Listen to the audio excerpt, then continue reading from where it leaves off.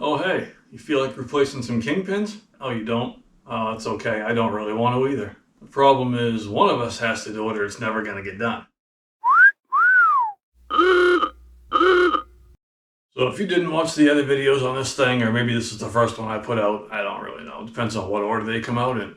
But this is a 28 Roadster pickup. We're doing a bunch of work to it. It's got some engine issue type thing going on, so we got to pull the rear end out. Got lowering springs for it. Got a bunch of crap to do to it.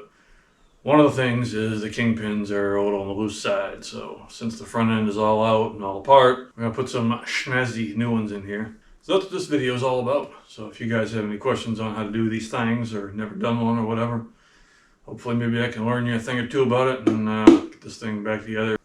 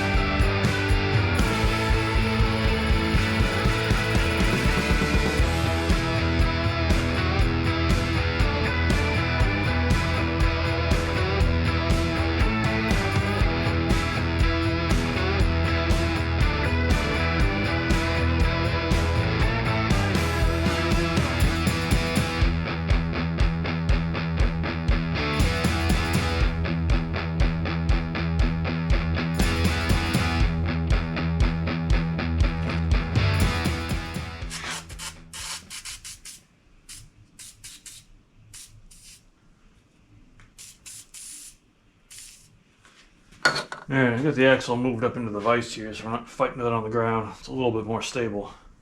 I'm going to try to get these kingpins to come out.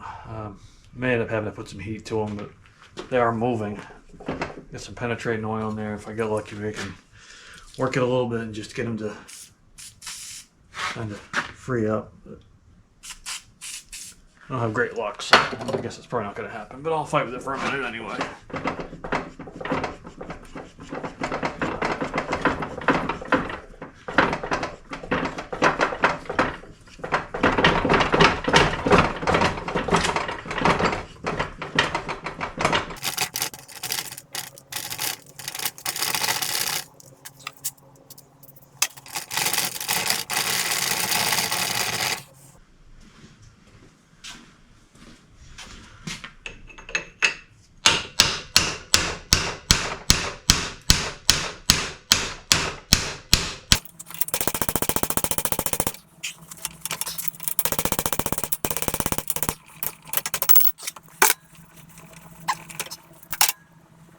Actually not in horrible shape aside from just the very bottom there, but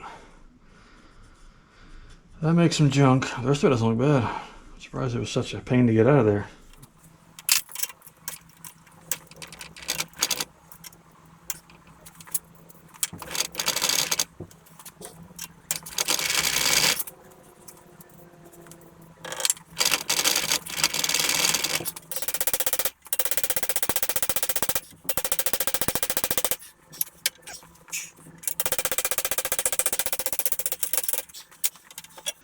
Yay. Well, now that that's all apart and the kingpins are out, we can finally start working on the spindles. Now, occasionally the kingpins don't want to come out, and sometimes you may be forced to do something like this, where I actually had to cut the axle off because this thing is just so frozen in here. So what I'm going to have to do is get in here with like a cutoff wheel and cut the axle here, cut the axle here and I'll be able to drive each part of the Kingpin out from the spindle. This was a trailer, I think, so it was like the tie rod was welded in a fixed position. And it hadn't moved in years and years and years, so it's just so frozen in there. But that's worst case.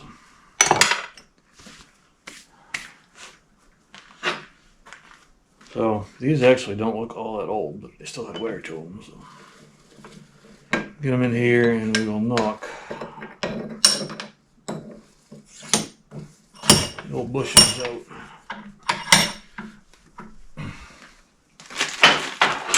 All I do is I've got a rack full of cheap ass sacrificial sockets. Stick them in there. They work good for stuff like this. You can just get in there and dry the old ones out. Maybe.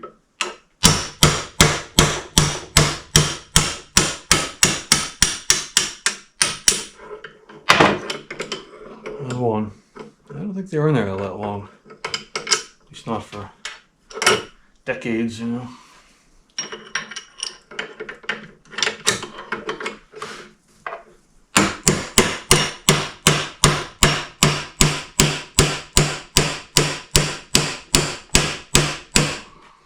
I don't want to move.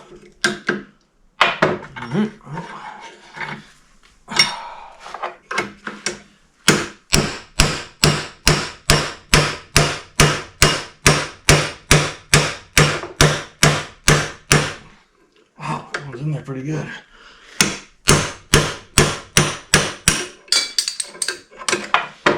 All right.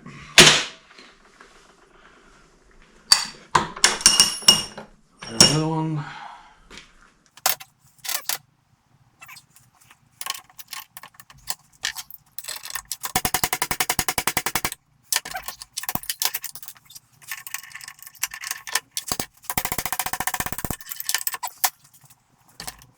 I'm going to stuff some new bushings in here. Clean all the old crap out.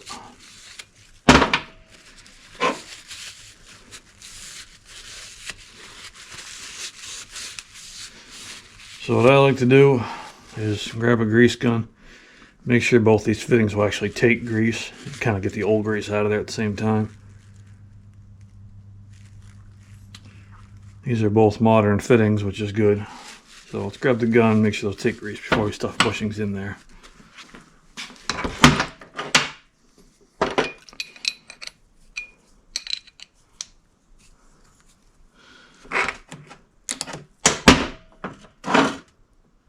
There you go, that's the grease.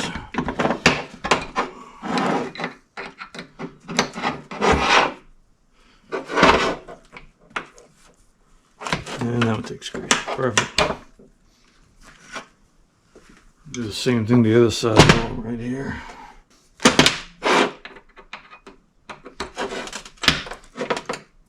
Yep.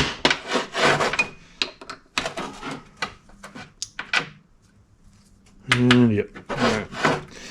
And if they don't, you can always get in there and try to clean them up and pick them out and stuff. It may just be easier to put new fittings in it. Or get in there with a pick and kind of dig at the back side. There may just be dried up grease in there blocking it.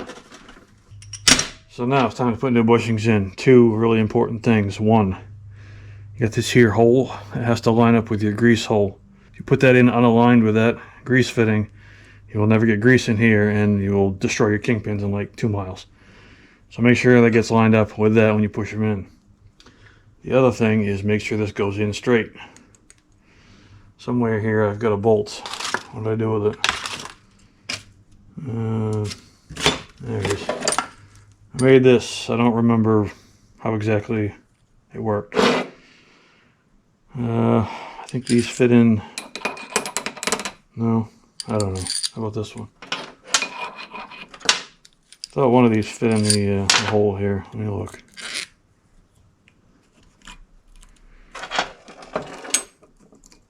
Alright, I guess that's what it was, maybe. Bunch of random parts I assembled anyway. But you want to make sure these go in there straight, and I think the way I did that was just got to line up with that. You can tap them in there and hopefully they go in straight, but if they don't, you're gonna have to knock them out and replace them, or try to get them in there straight again, because if you get them in there crooked, they'll still push in.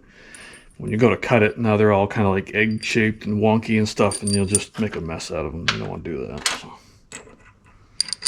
that fit in there like that.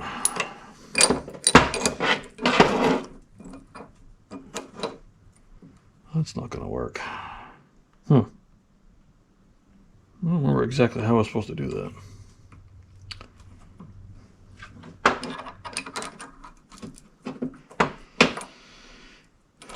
Something like that. I don't know, the bolt isn't really long enough. I guess it is. I'll take one of these off. Yeah, alright, that's how it works. Take one of those off. This is just a bunch of random bushings and stuff I found that seem to fit in here pretty well. So line that up, line this up on the bottom. Now it kind of centers it in the hole. Make sure your hole is lined up with that.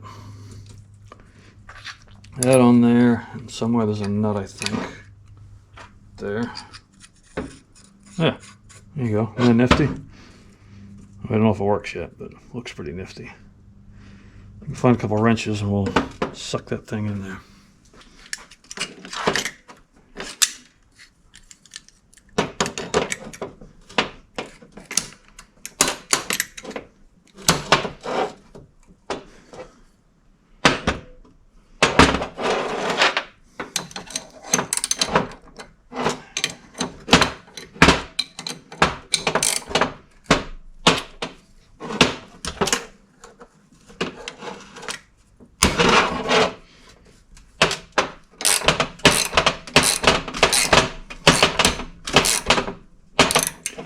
This is really just to get it started. Once you get it started in this straight, you can just push it into the vise.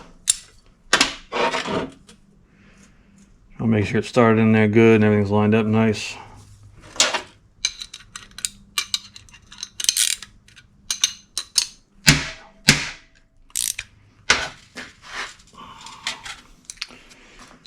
Take that off.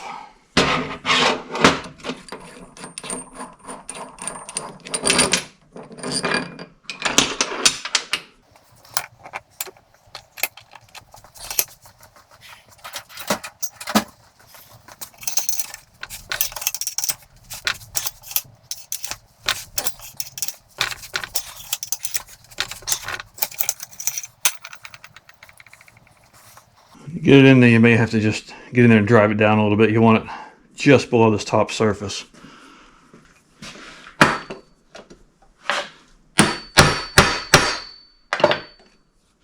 So kind of the same deal.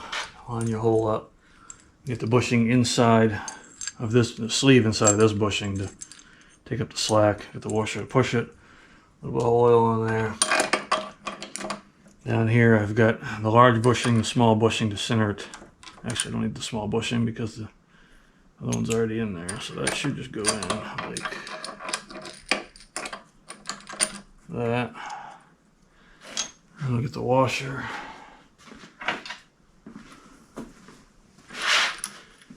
Get this lined up. Should be able to just pull that right in.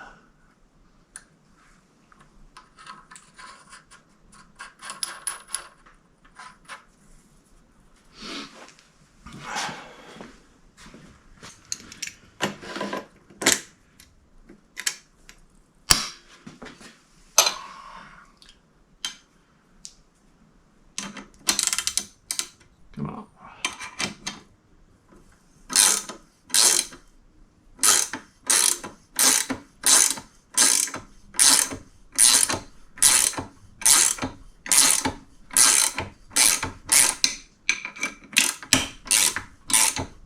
Yeah, it's plenty far enough now. I'll just press it the rest of the way in. That gets it started good and straight, so you don't have to mess around with crooked bushings.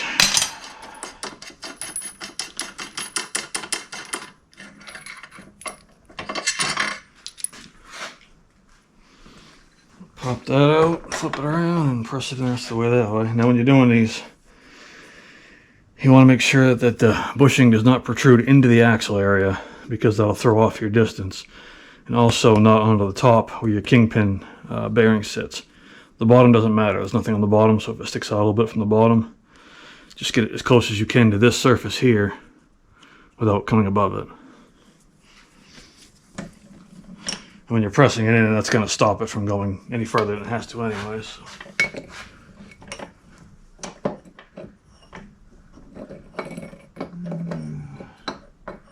This device is in the way. That'll work. This way. More room this way.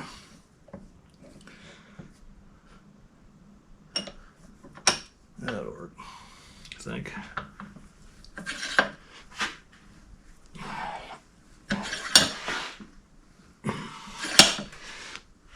Sometimes these go in real easy, sometimes they don't. Sometimes these bushings are made different too. Like this is a steel case with a bronze insert. I think some of them are all bronze, so they go in a lot easier and they actually deform a lot easier too. One goes in kind of hard, but a little more structure to it.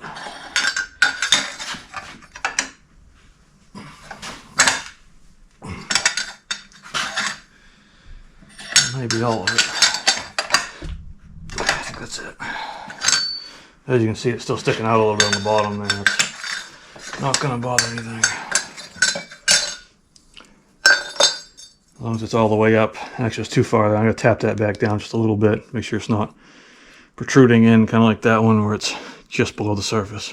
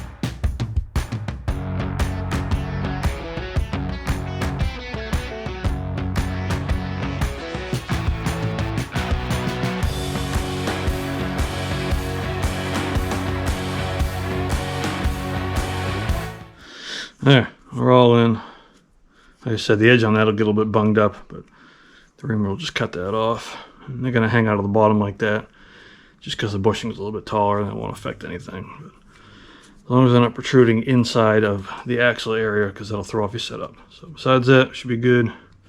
Alright, so now that our new bushings are all in, it's time to ream them out. Now there's a few different styles of reamers kicking around. I try to buy old ones. You can buy new ones from different suppliers. The problem I've found is that the pilot end is too big on them. And what I end up having to do, I have one of them. I used to use that. What I had to do was take a hone for a brake cylinder and hone that top bushing out so that I could get this started. And it's just another step that makes it, more time consuming, kind of a pain. So these older ones have a smaller pilot, so you can do an initial cut on that, because the idea is you want these to kind of do a light cut on the top bushing and then drop through into the other bushing to align it. That way you're cutting in a straight, perfect line, so your kingpins will not bind up.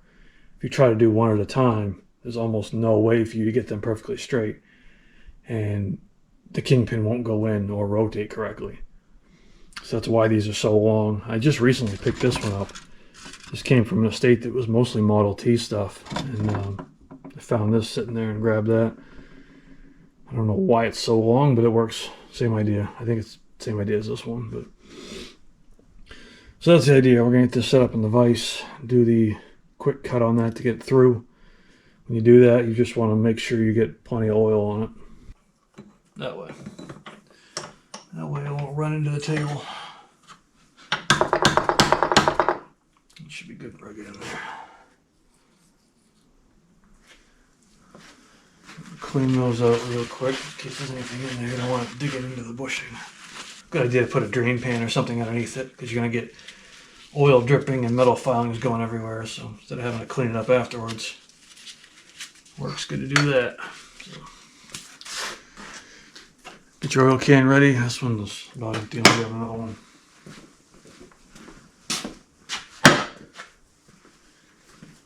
So I'm going to use this reamer. This is, I don't know, pretty old. I found this on eBay. Didn't look like it was used very much, so used it a couple times. It works pretty well. Now these have a square shank on the top. What I ended up doing was took a couple of China's finest wrenches here and welded them together. You can use a ratchet on it, but I don't like the idea of when you're trying to turn this, if you're pulling in one direction, you're putting like a lateral force on this, not just a rotational force, you know what I mean? So if you're pulling this with a ratchet, you're pulling it harder this way, which can kind of throw off your cut a little bit. Using this, you're doing a full rotational force, so it's not putting a lateral force on it, if that makes any sense. Works fine either way, I'm sure, but I'm just picky. So, oops, put the oil right to it. This one needs a little help to get started, but it should, I think, go.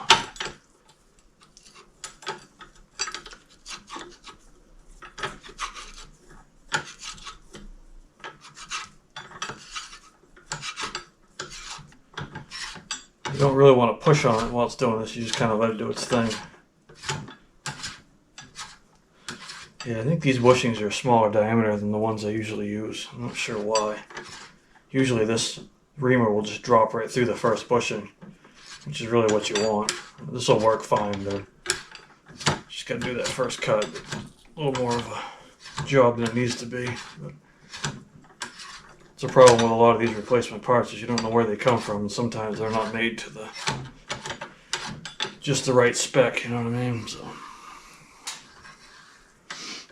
the other thing with these reamers you need to be careful of is, at least the ones I had don't have any kind of stop on them.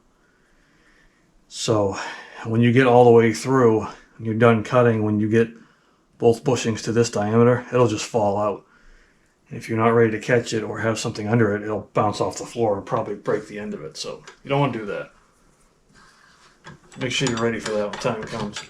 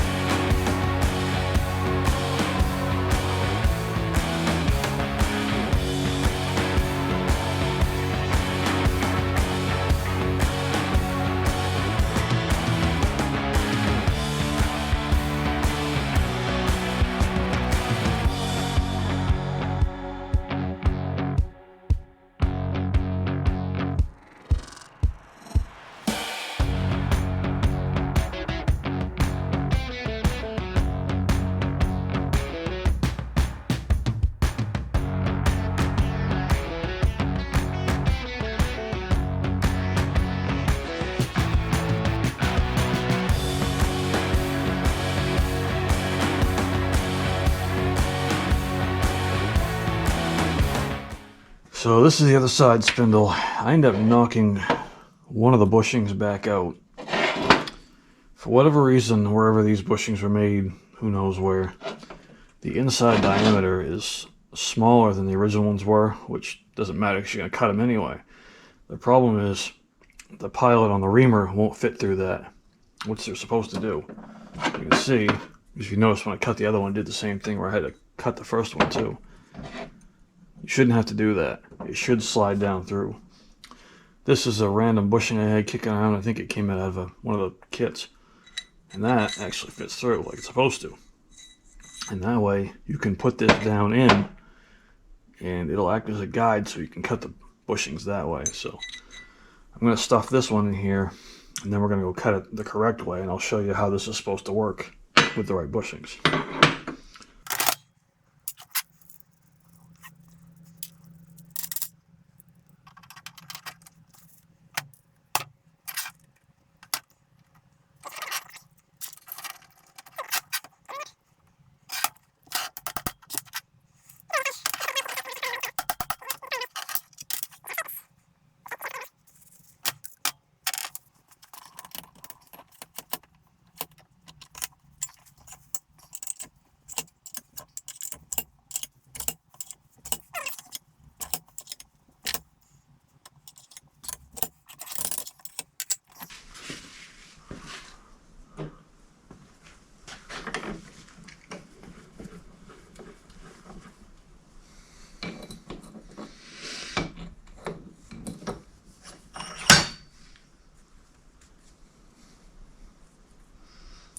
Forget it's going to do like that.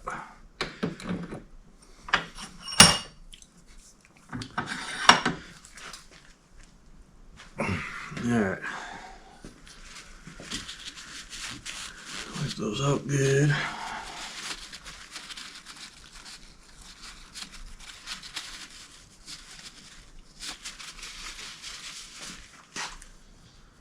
And we'll shut oil.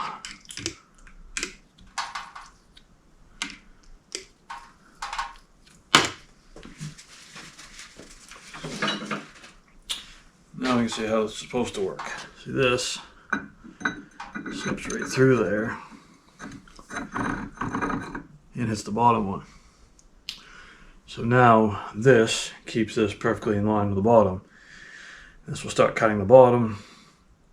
This flute is slightly larger than that flute, so it'll kind of do a little cut on the bottom, but that'll keep it lined up. So when you're cutting them, it stays in line. When it drops down, this will then keep the upper one in line with the bottom. It'll cut the bottom.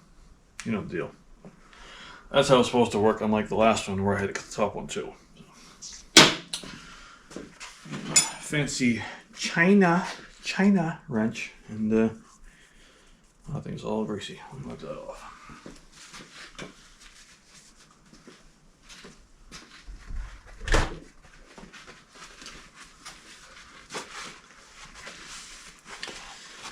Alright, back from China.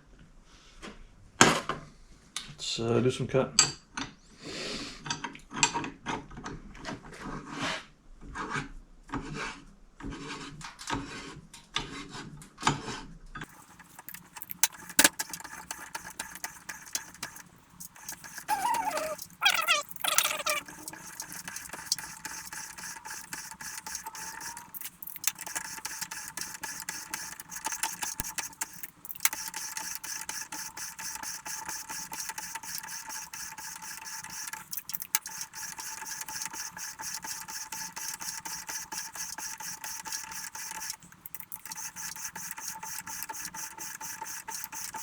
So now this, where it's all cut, is just going to be a guide. That will just ride inside that. That's the perfect diameter, so it won't wiggle around there at all. You'll get a nice straight cut on the bottom one now. And now's where you got to be careful, because as you get towards the end of this flute, it will just fall out. Like I said before, we've got a little ways to go yet, but just keep an eye on it. Make sure you don't let it fall and hit the floor.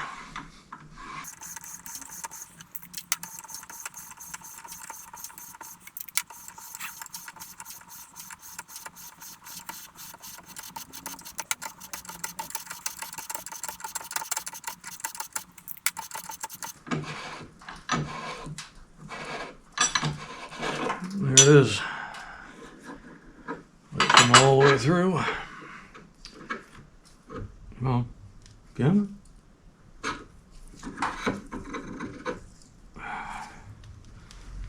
Again. You can do it. There you go.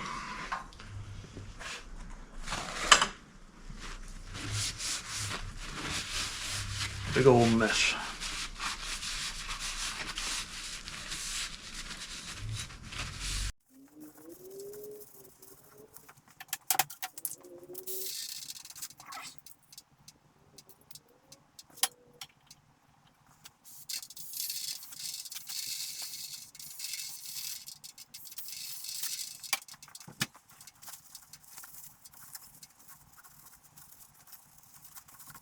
Alright, before it's actually clean, I'm going to pump a little bit of grease through there again. Do this again just to get all the shavings out of the grease fitting if any get in there. And we'll wipe that grease out of there.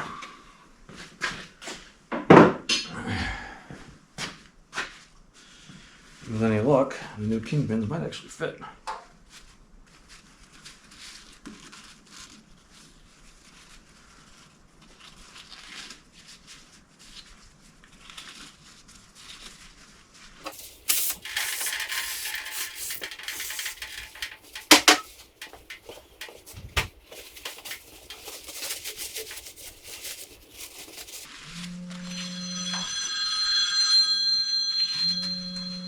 It must be for you.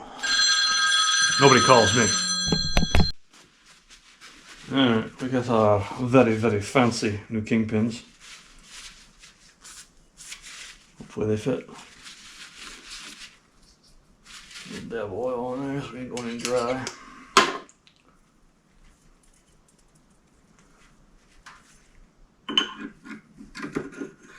Oh, it's so nice.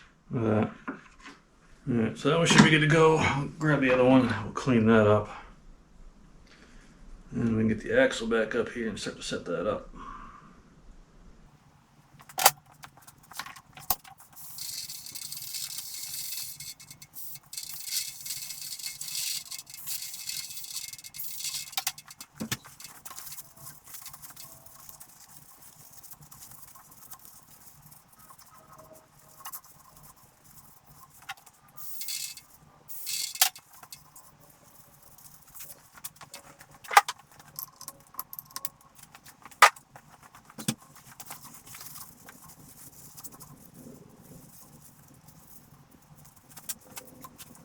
Well, before we set this up, I just realized that this is missing one of the grease baffles. So, I happen to have a couple spares. We're going to throw one on here before we sling it back on the axle.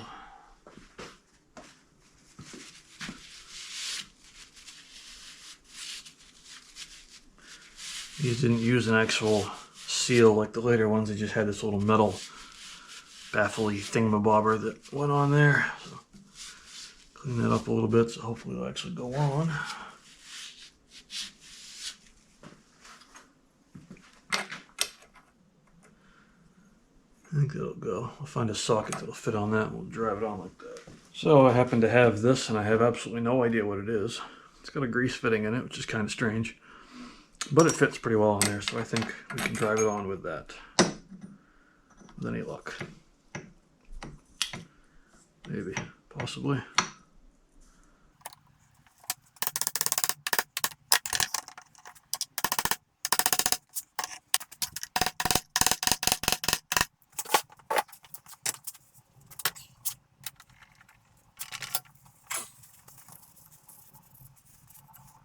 So you also want to make sure that this hole is clean and not all wallowed out. You don't want the Kingpin to be bouncing around the side of that either. Make sure it goes in, make sure it ain't all floppy. Does not go in very well, that's for sure. A lot of times if they're gotten loose around the area where the lock pin is, they can get all kind of funky. So you may have to file it out a little bit, which is what this one is.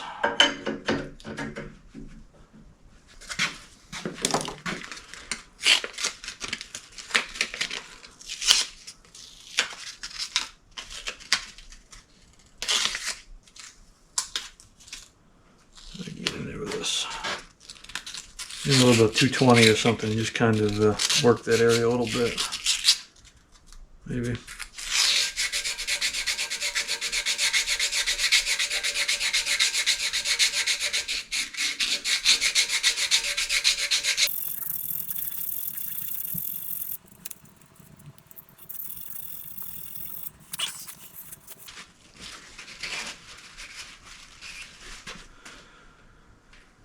Where did the pin go? There it is.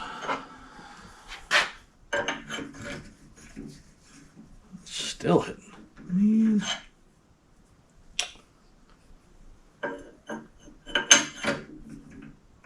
Oh, it's hidden. Really good.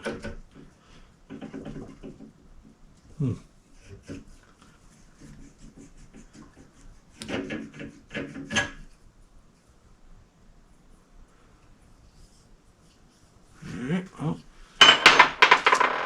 a little bit of corrosion on the back side of there, so we'll hit that too. Maybe that may be what's hanging up. Where'd the other piece go?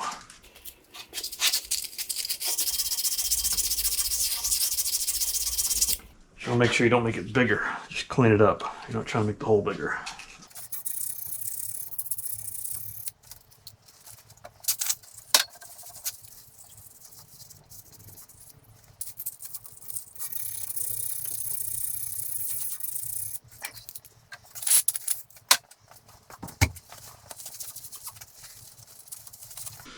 Pin. Pin, pin, pin.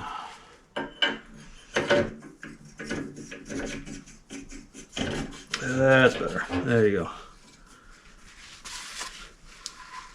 It's going to sit somewhere like that. So that'll be just next to the other side, but that'll work just fine.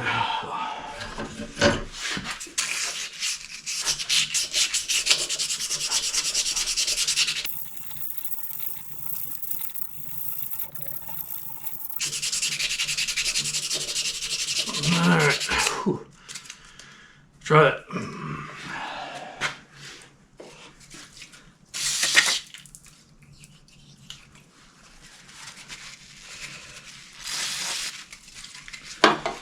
Get all that crap out of there.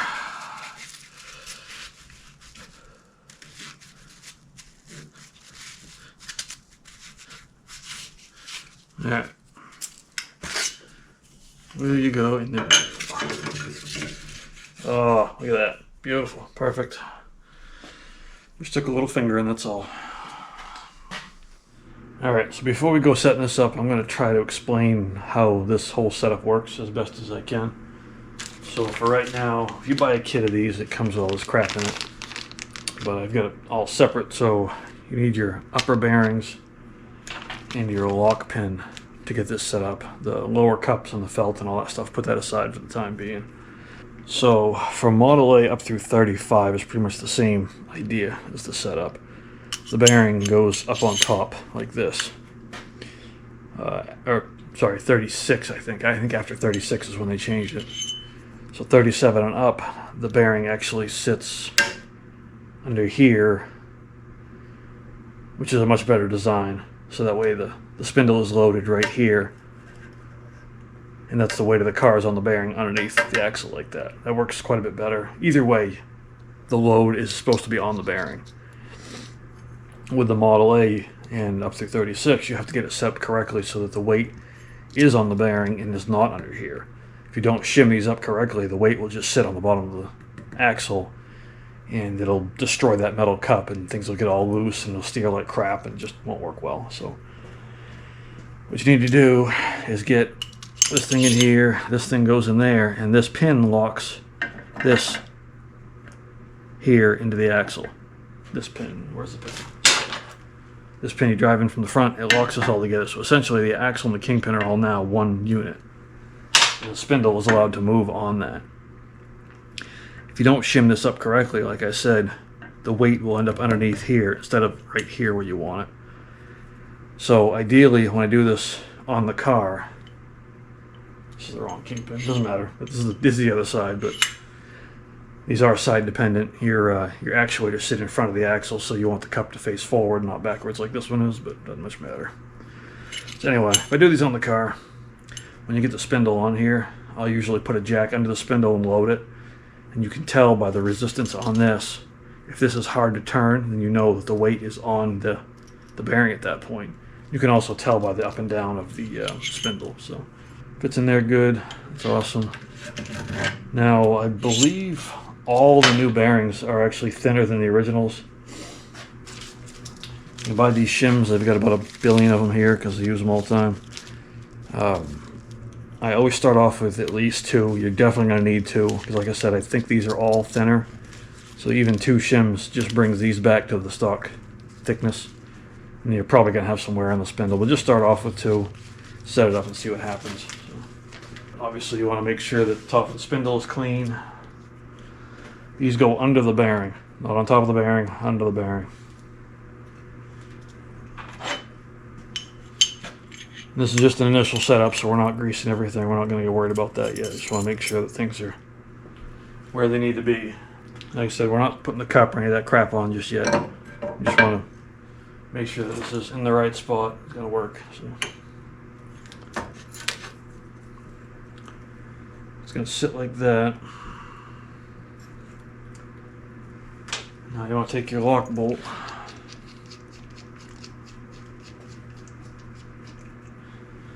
Because this is going to determine where your kingpin sits. And you want to install it,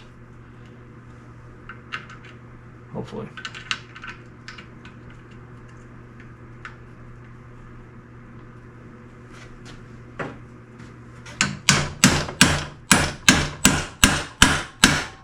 Alright.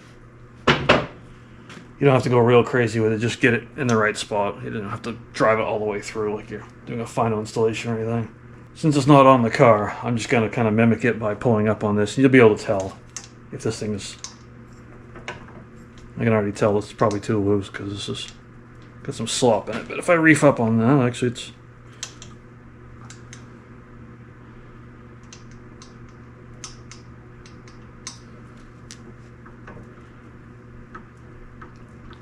Yeah, it could go another one. It's...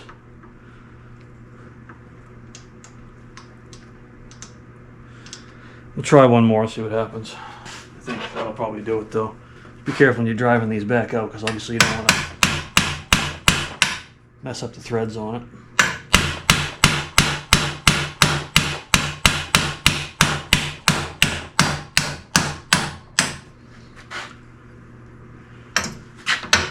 Out of the way.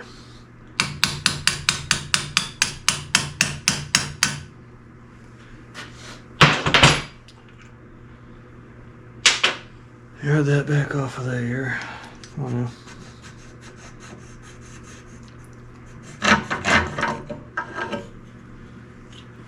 Obviously, I'll make sure they're clean. If there's anything in between them, that'll make it throw off your reading there.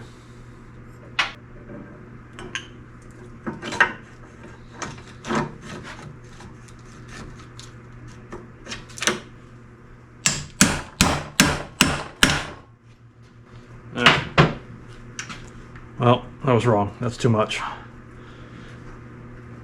So there's no happy medium, I guess. 2 shims would have worked. It's too tight now because the bearing doesn't even move. So that's not going to work. That's just going to destroy the bearing. So we'll go back to 2 shims and it's going to have to be happy with that.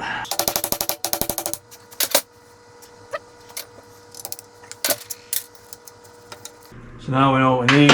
We can put our felt on, put our lower cup on, throw some grease in there, make sure it's all nice and clean first.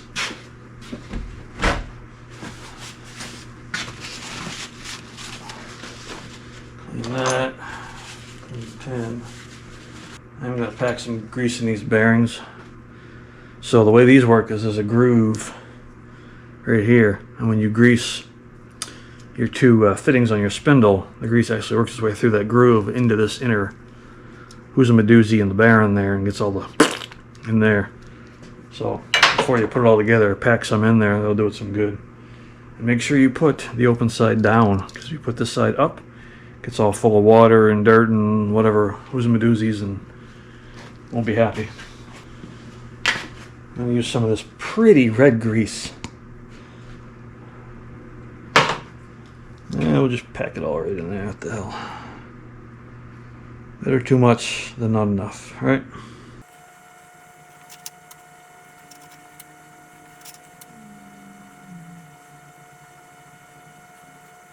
Shims on there. Just like that. It's a good idea to put a little bit of grease inside here too, or even never sees if you want. That way you just take it apart again in a few years. Hopefully it won't be rusty in there and fight you like this one did and like every other one does. Throw a little grease on the bushings themselves. Get the grooves all nice and filled up. And now is where you want to dig out the cups and the felts. So your kit, or if you piece it up together like I do, You got small felts, you got big felts, you got cups. The small felts go on later. They go on the very bottom of the kingpin where the brake rod comes through. So you really don't need those at the moment. Not until you put your backing plate back on, so you can just put them aside. Your metal cup and your bigger felts you do need. Those sit, again, cup facing down so it doesn't fill up with crap. Goes like that, felt goes under it. It just kind of seals up the underside. See, with the later ones, it's kind of a pain to do this setup because the shims actually go between the axle and the spindle instead of on the kingpin, so you have to like try to hold all that thing and stuff shims in here and get it set up. So this is actually quite a bit easier, even though it's a not so good design, but it works. So this goes on the bottom, kind of like that. So then you just got to try to weasel this whole thing in here without destroying that. Which sometimes is not the greatest. You can kind of stick your finger up on the bottom. That's actually going pretty well. Yeah, wasn't bad at all. Stick your finger up on the bottom and you get that lined up. That way your kingpin will go through. Wasn't bad. You can feel the felt in there. Again, it acts kind of like a seal to keep stuff from getting up in there and falling out and all that jazz. Put another light coat of grease on the kingpin itself, just because grease is awesome and you can never have too much of it.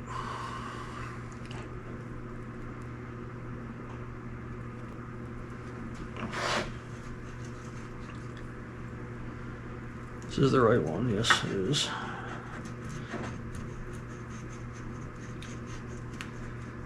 Now we're into the felt. Try to get through that. Come on, come on, you can do it.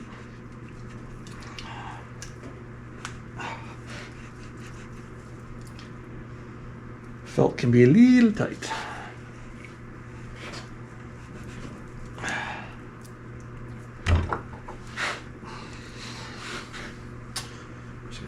Hands. There you go. A little metal persuasion. Now your lock bolt can go in, just like you did the other 14 times, and this should be the last time. Make sure your thing is straight so it'll actually line up. Actually, I take that back. You can't put your lock bolt in yet because you got to put your actuator on. So if you're not familiar with how these things work, this sits in that cup. This little arm here is where the rod that runs through the kingpin comes up and hooks on here. When you step on your brake, it moves that cam down and pushes straight down that rod. So the reason we had to do this is because, as you saw when I took it apart, this has to actually rotate. You put this in here and this goes that way and hooks into this. That in there like that, and then this spins in like that. See? Isn't that nice?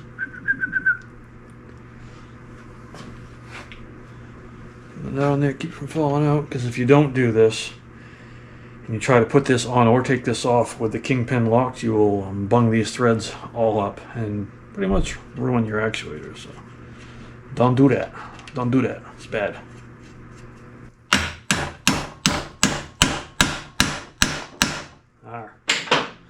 R should be. Yeah, there you go. You should not be able to get that out of there. And it's in the right spot, and you can't. So it's good. Now you take, nice and tight, nice and tight. And that should be loose until you pull up on it, and now it's tight. Now you take your lock washer, this nut. This also acts as your steering stop. So, got a big deep socket and wind that down. We'll wind this down, put some grease into that, and we'll do the other side. Alright, on to the other side. Hopefully it goes as smooth as the other side did. The other side. First side? I don't know. You know what I mean. So, 2 shims seem to work. Let's try 2 shims. This will work. Same deal. Just throw it on there and see where it all lands.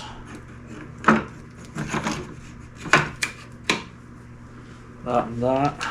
Put that in there, like this. Like that. I'm going to tell you straight up. Oh, that might work. I think we can get another shim in there though. It seems loose. I don't like it loose. I don't like it loose.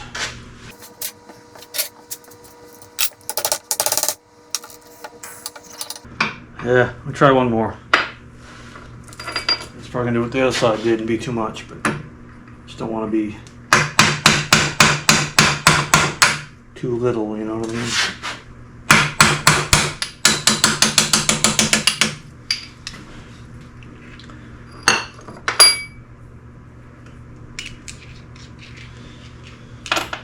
Let us try one more shim. One more shim.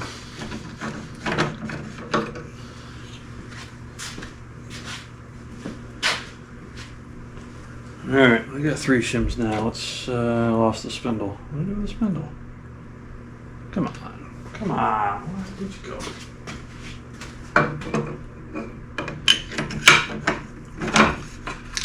That in there. This in here.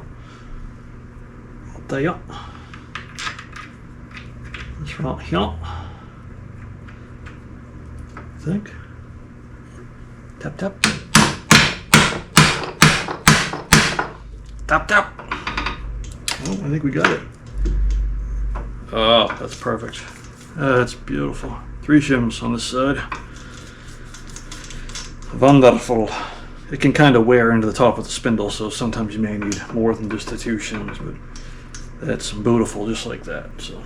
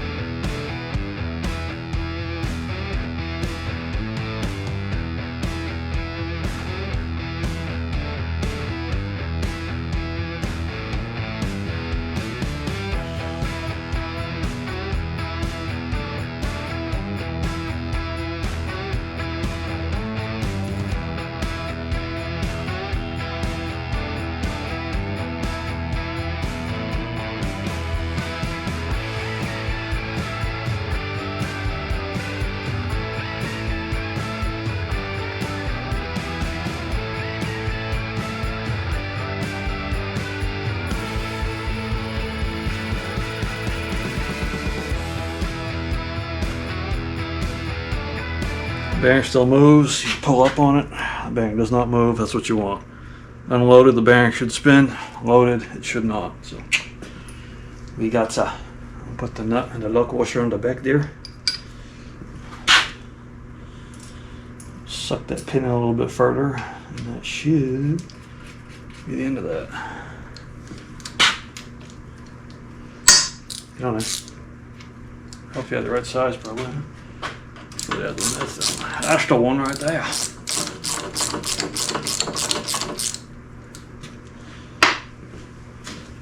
Crikey, this might just work.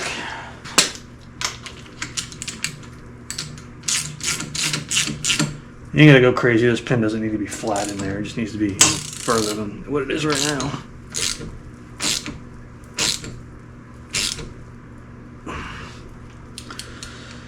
I'd like to go further than that. I don't know why it's not going. That's a little better. But you don't have to go crazy with it and drive the thing home. You know, just get in there good. So this spins nice this way. See, that's how it acts as your steering stop. That's hitting the steering stop right there. So nice and tight like that. Again, unloaded, the bearing spins. Loaded, it doesn't. Nice and smooth. Good to go. Well, hopefully you guys found this helpful if you're trying to replace your Kingpins. They're really not that hard to do. It's just doing it right. There's a few little tips and tricks to make sure you do a good job on it, so that the repair will actually last and not wear out in 2 weeks, and the thing goes down the road decent, not all over the place and put you in the ditch. That's kind of the problem with these, is people do repairs on it, and a lot of times they don't really know what they're doing. They don't buy the book or watch the video or whatever, and they just kind of sling it together and hope for the best. So I think this is actually going to be the first video coming out on this. I'm doing 4 or 5, 3 or 4, I don't know. There'll be a few more anyway. So keep an eye out for that. We're doing a few other repairs to this. So as always, thanks for watching, and we'll catch you on the next one.